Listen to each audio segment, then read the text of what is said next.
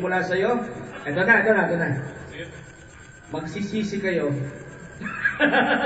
Mas alam niya ka ng mga babae ito. Pero katuwaan lang naman.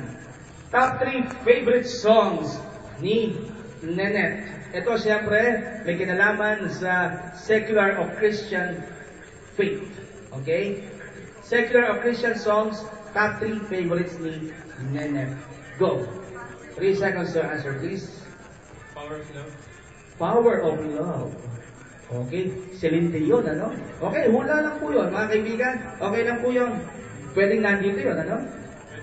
Okay, pwede. Next. Lead Me Lord. Lead Me Lord.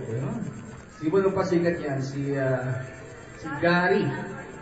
Saka si Basil, ano? May version si Basil. Okay, and of course, sir?